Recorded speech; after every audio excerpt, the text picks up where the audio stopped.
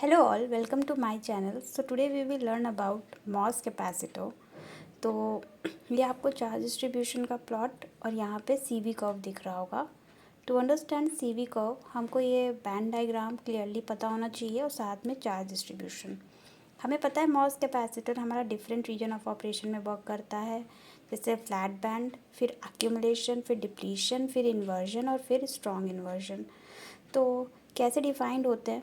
सबसे पहले तो हमने इस फिगर में पॉजिटिव वोल्टेज लगाया है गेट पे, means there will be a positive sheet of charge at the metal. और यहाँ ऑक्साइड है, इंसुलेटर सरफेस है. इसको हम x इज इक्वल टू 0 को हम सिलिकॉन और सिलिकॉन डाइऑक्साइड के इंटरफेस को बोल सकते हैं इसको. ठीक है, तो आप यहाँ पॉजिटिव लगाओगे.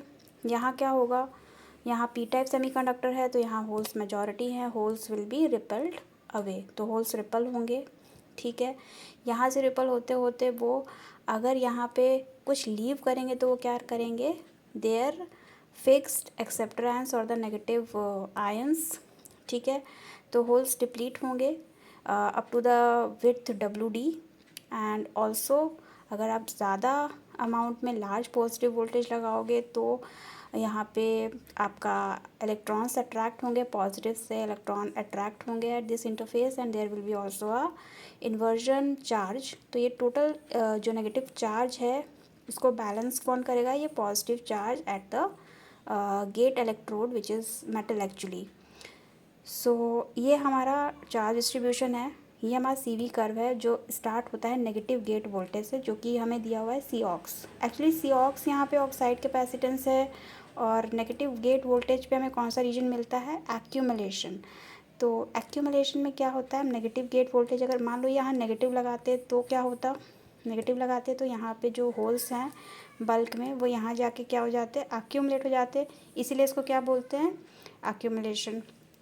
होल्स के एक्यूमुलेशन की वजह से क्या होगा, यहाँ नेगेटिव लगा रहे हो, यहाँ पॉजिटिव आ रहा है. यहाँ पे क्या हो रहा है कि आप जो भी चार्ज लगा रहे हो यहाँ पे ऐड या सब्ट्रैक्ट कर सकता है, चार्ज को मॉड्यूलेट कर सकते हो आप चार्ज को. तो मतलब यहाँ पे एक कैपेसिटेंस क्रिएट हो रहा है. कैपेसिटेंस होता क्या है, चार्ज पर यूनिट वोल्टेज. तो rate of change of charge per unit voltage, आप गेट पे वोल्टेज लगा रहे हो, चार्ज यहाँ मॉड्यूलेट हो रहा है, चेंज हो रहा है. तो इसको यहाँ पे हम मैक्सिमम कैपेसिटेंस, ये एक्चुअली में COX यहाँ पे मैक्सिमम जो कि ऑक्साइड कैपेसिटेंस है वो हमारा मैक्सिमम कैपेसिटेंस ही होता है CV कर्व में, जो हमें एक्यूमुलेशन रीजन में मिलता है. उसके बाद हम धीमे धीमे क्या करते हैं, अब अपना वोल्टेज को गेट को पॉजिटिव लगाना शुरू करते हैं.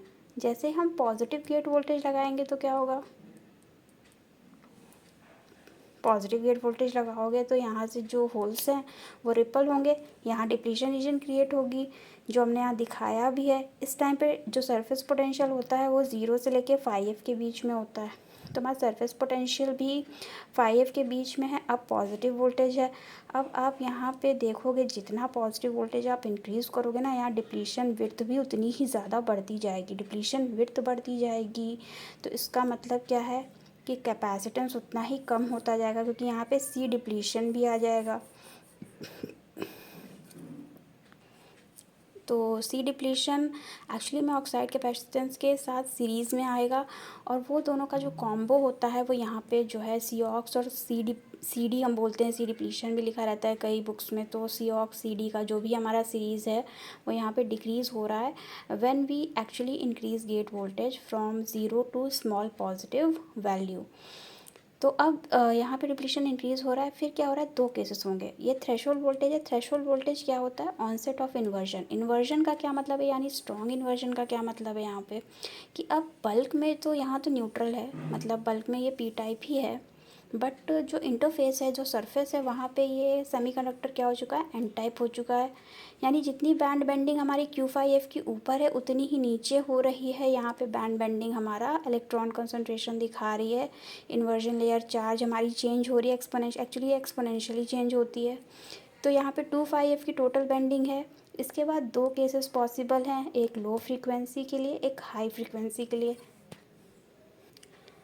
तो हाई फ्रीक्वेंसी में क्या है कि आप जो भी चेंज करोगे वो इतना जल्दी गेट वोल्टेज वैरीड होता है ना रैपिडली, कि ये जल्दी जल्दी समझ नहीं पाता माइनॉरिटी चार्ज कैरियर। अगर मेजॉरिटी होता तो समझ लेता इलेक्ट्रॉन, तो वो इतनी जल्दी करस्पॉन्ड नहीं कर पाता। और डिप्लीशन कैपेसिटेंस जैसे हमारा विड्थ के साथ वैरीड हो रहा था, जैसे जैसे बढ़ी थी वैसे ही ये घटता चला जाएगा और इसके बाद ये कांस्टेंट हो जाएगा।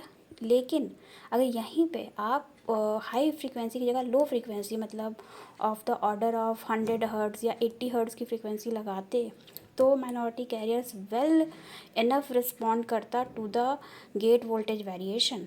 और फिर से वही केस आता, वो इंक्रीज़ होता जाता, वो इंक्रीज़ होता जाता और धीमे धीमे वो मैक्सिमम कैपेसिटेंस को रीच कर जाता, तो वो सीऑक्स के ही इक्वलिंग चला जाता। तो मतलब ये सारी चीज़, क्योंकि हमारा जो एक्चुअली जो हम गेट पे वोल्टेज लगा रहे हैं उसमें स्मॉल एसी सिग्नल भी है, पॉजिटिव डीसी गेट बायस भी है और एसी सिग्नल भी है। तो लो फ्रीक्वेंसी के केस में ये हमारा कर्व सेम नहीं रहेगा। So there will be two cases at the onset of inversion when we apply a large positive bias at the gate.